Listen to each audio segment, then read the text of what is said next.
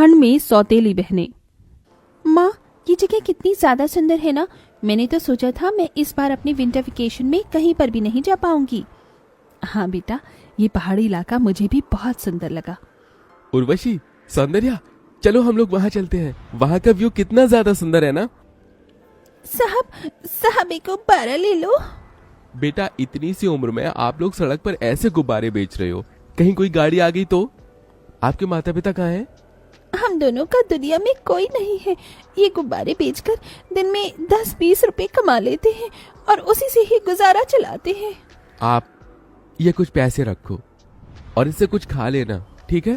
नहीं साहब, हमें ये पैसे ऐसे मुफ्त में नहीं चाहिए। हम लोग गरीब हैं, लेकिन हम मेहनत का ही खाना पसंद करते हैं।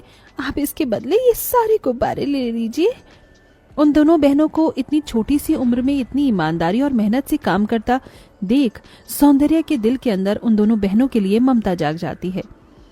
इन दोनों बच्चों का इस दुनिया में कोई नहीं है। देखिए ना, ये दोनों कितनी ज्यादा प्यारी और मेहनती हैं। क्यों ना हम इन्हें गोद ले लें। वेद को भी वो दोनों छोटी बहन बहुत ज्यादा पसंद आती हैं और वो उन दोनों बहनों को गोद ले लेता है। बेटा, ये सब तुम दोनों के लिए है और आज के बाद तुम तीनों बहनें हो। तुम तीनों कभी भी एक दूसरे का साथ नहीं छोड़ना। हम कभी भी एक दूसरे का साथ नहीं छोड़ेंगे। जब से ये दोनों इस घर में आई हैं, तब से मम्मी पापा सिर्फ इन दोनों से ही प्यार कर रहे हैं। मुझे तो भूल ही गए हैं। जो चीज सिर्फ मेरे लिए आई थी और वो चीज अब इन दोनों के लिए भी आ रही है। उर्वशी मन ही मन कीर्ति और सृष्टि से नफरत करने लगती है। वेद और सौंदर्या का सृष्टि और कीर्ति को इतना प्यार करना उर्वशी को बिल्कुल भी पसंद नहीं था, लेकिन शायद भगवान को कुछ और ही मंजूर था। ऑफिस जाते समय सौंदर्या और वेद की गाड़ी का ब्रेक फेल हो जाता है, जिससे उन दोनों का एक भयानक एक्सीडेंट होता है और दोनों की फौरन ही मौत हो जाती है। मम्मी पापा, आप दोनों क्यों मुझे अकेला छोड़कर चले गए? आप दोनों के अलावा मेरा इस दुनिया में कोई भी नहीं है। आप दोनों कुछ बोल क्यों नहीं रहे हो? उर्वशी दीदी, देखो ना, मम्मी पापा को क्या हो गया? ये सब सिर्फ तुम दोनों की वजह से हुआ है। पहले तो तुम दोनों ने मेरे मम्मी पापा का प्यार मुझसे छीन लिया और अब मेरे मम्मी पापा को ही मुझसे छीन लिया है। मैं तुम दोनों को कभी माफ नहीं करूंगी। उर्वशी अपने माता पिता की मृत्यु का कारण सृष्टि और कीर्ति को मानने लगती है और उनसे बहुत ज्यादा नफरत करने लगती है। कीर्ति, खाना खा ले, तूने कल से कुछ भी नहीं खाया है।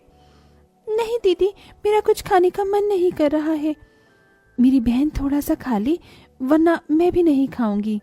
अपनी बहन के कहने पर कीर्ति जैसे ही निवाला उठाकर खाने लगती है, वहां उर्वशी आ जाती है और खाने की प्लेट छीनकर जमीन पर फेंक देती है। पहले तो मेरी मम्मी डैडी को खा गई और अब यहाँ आराम से खाना खा रही हो। घर में इतने सारे काम पड़े हैं, कौन करेगा? जाकर जल्दी से घर के सारे काम करो, वरना तुम दोनों को मैं घर से ही निकाल दूंगी, समझी? फिर इस कपकपाती ठंड में सड़क पर भटकते रहना।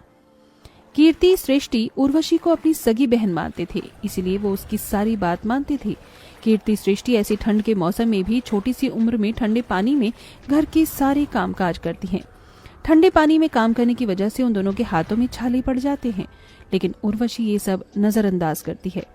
मैंने इनसे अपना होमवर्क करने को कहा था, लेकिन ये दोनों तो सो रही हैं, वो भी हीटर चलाकर।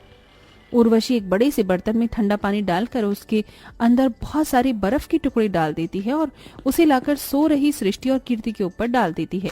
ठंडे पानी की वजह से दोनों बहनें घबराकर और ठंड से कांपती हुई उठती हैं। हो दीदी, आपने इतनी ठंड में हम पर ये बर्फीला पानी क्यों डाल दिया है?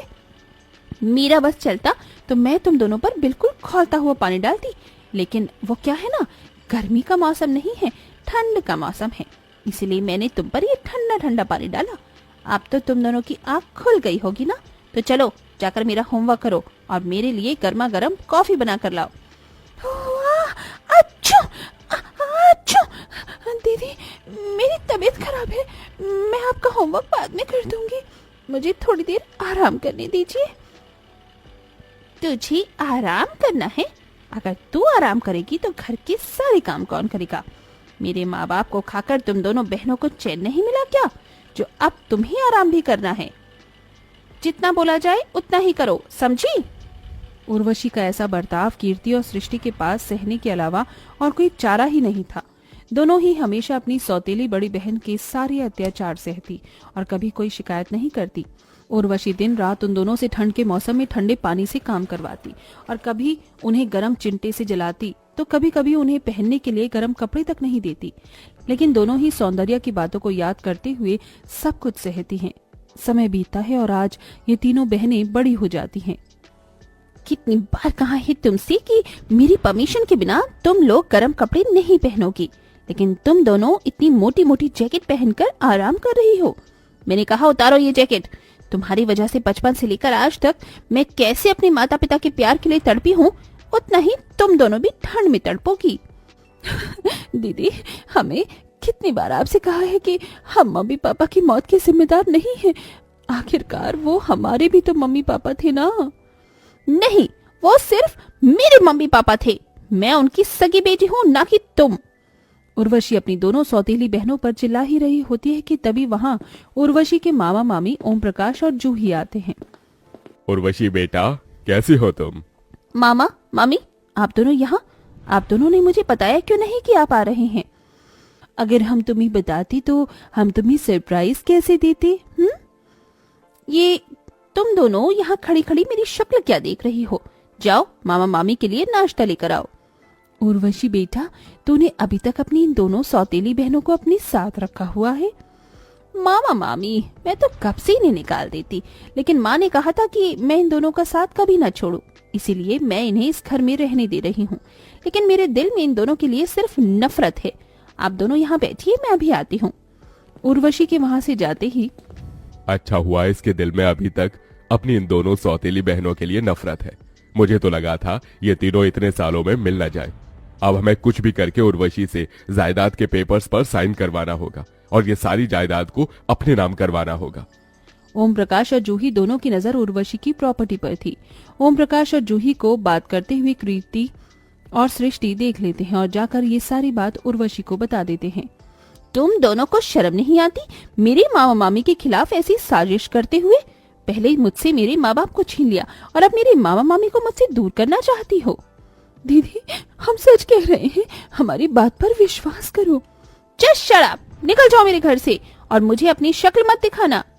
सृष्टि और कीर्ति अब पूरी तरह से टूट जाते हैं और घर छोड़कर चली जाती हैं, जिसका फायदा ओम प्रकाश और जूही उठाते हैं और जायदाद के पेपर बनवाकर उर्वशी के पास ले जाते हैं। ये किस किस चीज के पेपर हैं? उर्वशी बेटा, ये पेपर तेरे माता पिता ने बनवाकर मेरे पास संभाल कर रखे थे। इन पेपर पर साइन करने के बाद तू अपने बिजनेस को पूरी तरीके से टेक ओवर कर सकती है। लेकिन मम्मी पापा ने तो मुझे कभी इसके बारे में कुछ नहीं बताया। तू उस समय बहुत छोटी थी। चल अब जल्दी से साइन कर दे, ये पेपर हमें अब कोर्ट में भी जमा करवाने हैं।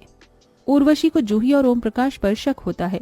उर्वशी उन पेपर पर साइन करने से पहले उन पेपर को पढ़ लेती है, जिसे पढ़कर वो जान जाती है कि वो पेपर बिजनेस के नहीं बल्कि उसकी प्रॉपर्टी के हैं और उसके मामा मामी उसकी प्रॉपर्टी अपने नाम करवा रहे हैं। सृष्टि कीर्ति बिल्कुल ठीक कह रहे थे। आप दोनों की नजर में मेरी प्रॉपर्टी पर है। काश मैं उनकी बात मान लेती। हाँ बेटा, काश तुम उनकी बात मान लेती। चल अब जल्दी से इन पेपर पर साइन कर दे, वरना ये गन की सारी गोली तेरे भेजे में उतार दूंगा। मैं पेपर्स पर साइन नहीं करूंगी। ये प्रॉपर्टी मेरे मम्मी पापा की है, ना कि तुम्हारी।